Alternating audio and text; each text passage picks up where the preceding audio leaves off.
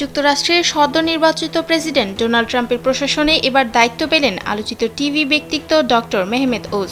স্বাস্থ্য খাতের বৃহৎ সংস্থা সেন্টার ফর মেডিকেয়ার অ্যান্ড মেডিকেইডের জন্য তত্ত্বাবধানকারী বাছাইকালে ট্রাম্প বিশাল এই সংস্থার জন্য মেহমেদ ওজের নাম মনোনয়ন দিয়েছেন। তুর্কি বংশোদ্ভূত এই মুসলিম চিকিৎসক administrator for centers for Medicare and মেডিকেইডের হয়ে কাজ করবেন বলে জানা গেছে।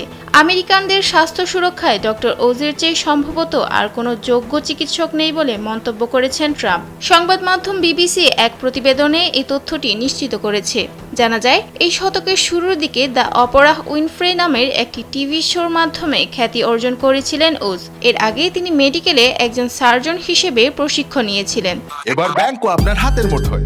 Balance transfer, mobile recharge, bill pay থেকে শুরু করে যা চান সব হবে এক মুহূর্তে। NRBC planet. পাশাপাশি টেলিভিশনে তিনি বেশ কিছু অনুষ্ঠান সঞ্চালনাও করেছেন। খ্যাতির পাশাপাশি তিনি কোভিডের সময় নিরাময় হিসেবে ম্যালেরিয়ার ওষুধের পরামর্শ দিয়ে বেশ সমালোচিতও হয়েছিলেন।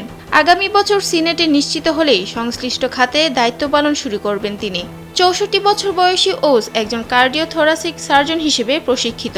হৃদযন্ত্র এবং ফুসফুসের অপারেশনে তার দীর্ঘ অভিজ্ঞতা রয়েছে। নিউ ইয়র্ক সিটির প্রেসবিটারিয়ান হাসপাতাল এবং কলম্বিয়া বিশ্ববিদ্যালয়ের কাজের অভিজ্ঞতা রয়েছে তার।